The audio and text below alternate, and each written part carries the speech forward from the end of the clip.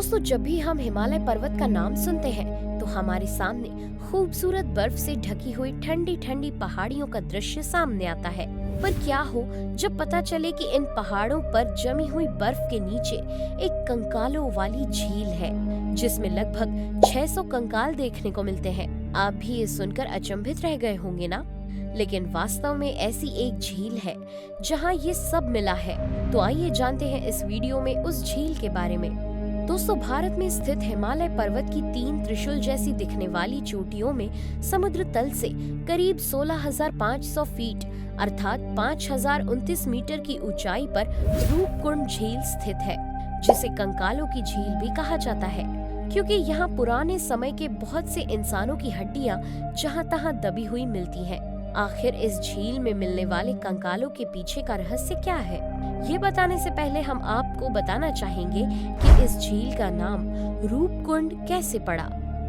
वर्णन मिलता है कि कैलाश पर्वत जाते समय जब मां पार्वती को बहुत तेज प्यास लगी थी तो उन्होंने भगवान शिव को इसके बारे में बताया।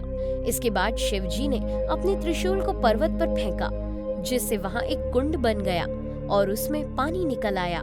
पानी पीते हुए जब मां पार्वती ने इसमें अपना चेहरा देखा तो उन्हें ये कुंड बहुत ही सुंदर लगा। इसके बाद से ही इस कुंड को रूपकुंड कहा जाने लगा। वैसे तो रूपकुंड झील बहुत पुरानी है, पर इसे केवल गर्मियों में ही देखा जा सकता है, क्योंकि ये सर्दियों के मौसम में भारी बर्फ से ढक जाती है। रूपकुंड झील के रहस्य के बारे में वैसे तो पहले से कोई जानकारी नहीं मिलती है, लेकिन जब वर्ष 1942 में वहाँ पर फॉरेस्ट गार्ड रहे H.K. माधवल ने हिमालय की चोटियों पर जाते समय इस झील को देखा तो उन्हें यहाँ पर बहुत से कंकाल दिखाई दिए, और ये कंकाल न केवल झील में बल्कि उसके आसपास भी बिखरे हुए थे। इसके रहस्यों के बारे में हमें बहुत से अलग अलग तथ्य मिलते हैं। साथ ही यहाँ के लोकगीत में भी इसका जिक्र मिलता है। तो सबसे पहले इसकी प्राचीन कथा के बारे में जानते हैं।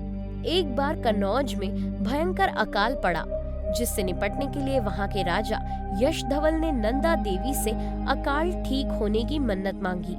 इसके बाद राजा यशधवल अपनी गर्भवती रानी और अन्य दास दासियों के साथ त्रिशूली पर्वत होते हुए नंदा देवी मार्ग पर स्थित रूपकुंड में पहुँचे। वहाँ राजा के साथ आए दास दासियों ने बहुत नृत्य किया। इस क्षेत्र को दूषित करने के भी बहुत से कार्य किए। साथ ही रानी ने वहीं पर अपने बच्चे को जन्म दिया, जिससे वह स्थान अपवित्र हो जाता है।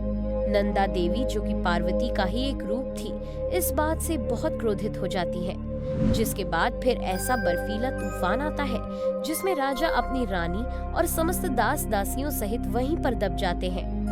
आप सोच ही सकते हैं कि नंदा देवी के क्रोध का परिणाम कितना भयानक हो सकता है। बहुत समय तक उनके शरीर वहाँ पर दबे रहते हैं। फिर जैसे जैसे समय निकलता गया वैसे ही उनके अवशेष रूपकुंड में मिलते जाते हैं। आज भी ये कहानी हिमालय क्षेत्र के लोगों से सुनने को मिलती है, और नंदा देवी को प्रसन्न करने के लिए हर 12 साल में एक तीर्थ यात्रा का भी आयोजन किया जाता है। लेकिन ये कहानी उस फॉरेस्ट गार्ड को पता नहीं थी, इसलिए वो कंकाल के दिखने से बहुत ही घबरा जाता है। साथ ही उसे लगता है कि कहीं ये कंकाल जापानी सैनिकों के तो नहीं है, जो द्वितीय विश्व युद्ध के लिए इस रास्ते से होकर जा रहे हो। इसलिए वो इन कंकालों की खबर तुरंत ही अन्य ब्रिटिश अफसरों को दे देता है। ब्रिटिश अफसर भी यहाँ इसलिए जल्दी आ जाते हैं क्योंकि उन्हें लगता है कि कहीं जापान भारत पर कब्जा करने के लिए तैयार ना हो।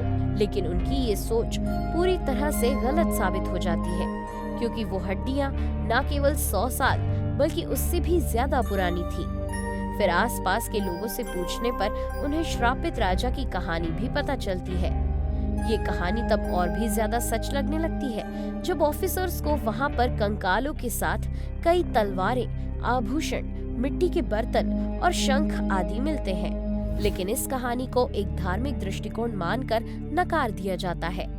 इसके बाद से रूपकुंड झील में खोज कार्य को जारी रखा जाता है, पर बहुत अधिक ठंड पड़ने से 1943 में ये झील बर्फ से पूरी तरह ढक गई, जिससे वहाँ कोई भी कार्य नहीं हो पाता।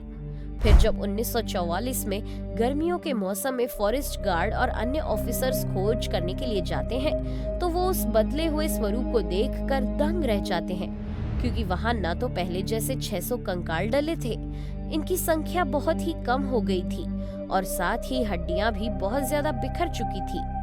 पर उन्होंने हार नहीं मानी और वो खोज कार्य करने के लिए रूपकुंड से कुछ हड्डियां उठा लाते हैं।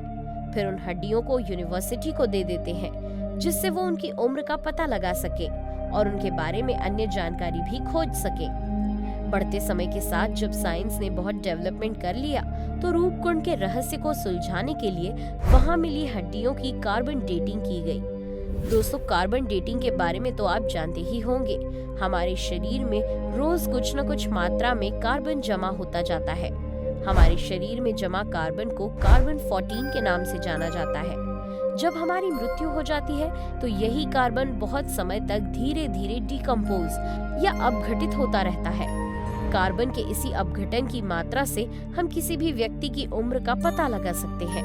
इसी को हम कार्बन डेटिंग कहते हैं। दोस्तों, जब कार्बन डेटिंग से इन हड्डियों की उम्र का पता लगाया गया, तो ये लगभग 700 साल पुरानी निकली।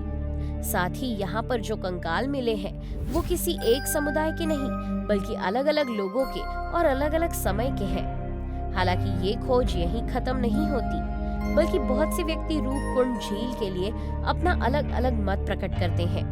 अमेरिका से बनारस हिंदू यूनिवर्सिटी में पढ़ने आए विलियम सक्स को जब इस रूपकुंड झील के बारे में पता चलता है, तो वो टूर गाइड और अपने अन्य साथियों के साथ इस झील के बारे में और ज्यादा जानकारी इकट्ठा करने के लिए निकल पड़ते हैं। लेकिन इससे पहले कि वो रूपकुंड झील तक पहुँचे, उसके आसपास बहुत ज्यादा कोहरा छा जाता है और वो इतना घना हो जाता है कि वो लोग एक दूसरे को भी नहीं देख पाते।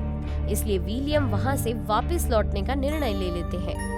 इतना सब हो जाने के बाद भी विलियम हार नहीं मानते और सन 2003 में फिर से नेशनल जियोग्राफिक की टीम के साथ खोज करने के लिए निकल पड़ते हैं। वहाँ 2 दिनों तक तो उन्हें कुछ भी नहीं मिलता, लेकिन तीसरे दिन ऐसे बहुत रहस्य उजागर होते हैं जो हमें झील के बारे में बहुत कुछ बताते हैं। वहाँ उन्हें कॉपर रिंग्स, कई ग्लास पीसेस और म्यूजिकल इंस्ट्रूमेंट्स मिले। उन्हें झील के किनारे एक बहुत ही मोटा सा टुकड़ा मिला, जो पहले तो लगा कि किसी मरे हुए जानवर का है, लेकिन बाद में पता चला कि वो टुकड़ा इंसान का ही है, जिसके शरीर पर मांस लगा हुआ है। कार्बन डेटिंग से पता चलता है कि ये टुकड़ा लगभग 800 साल पुराना है। आपको जानकर आश्चर्य होगा, इन सब तथ्यों से परे एक और बात सामने आती है कि यहाँ जो मानव खोपड़ियों तथा कंकाल के अवशेष मिले हैं, उनमें से बहुत कम के अंदर ही बर्फ मिली है। अर्थात यहाँ जो कंकाल मिले हैं, उनमें से बहुत कम की ही मौत बर्फ के तूफानों या क्रिकेट बॉल के आकार के ओलों के गिरने से हुई है। फिर बाकी मौतें कैसे हुई, ये भी रहस्य बना हुआ है। दोस्तों, क्या आपको पता है कि इनमें जो कंकाल मिले हैं, उनमें से कुछ ग्रीस के भी हैं। लेकिन अगर ग्रीस के व्यक्ति यहाँ तीर्थ यात्रा के लिए आए होते, तो उनके बारे में किसी को तो जानकारी होती, पर यहाँ आसपास या किसी लोकगीत किसी में भी इनका जिक्र नहीं मिलता है। एक खोज में यहाँ के 38 अवशेषों की भी डीएनए जांच किए गए। तब पता चला कि इनमें से कुछ लोग साउथ एशियन एंसेस्टरी, कुछ ईस्टर्न मेडिटेरेनियन रीजन और कुछ साउथ एशियन से संबंधित व्यक्ति भी हैं। यहाँ मिले कंकालों को देखने पर पता चलता है कि ये 2 भागों में बटे हुए थे। एक भाग था उच्च ब्राह्मण वर्ग का और दूसरा नौकरों का।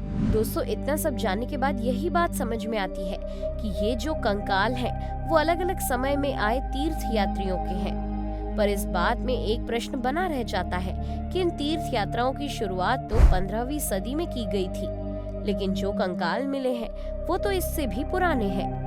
इसलिए इस झील के बारे में कुछ नहीं कहा जा सकता। तो दोस्तों, झूठ क्या है और सच क्या, ये अभी तय करना बाकी है। आपको इस रूपकुंड झील के बारे में जानकर कैसा लगा, जरूर बताएं। साथ ही अगर आपको हिमालय पर्वत की सबसे ऊंची चोटी का नाम पता है, तो कमेंट करके जरूर बताएं।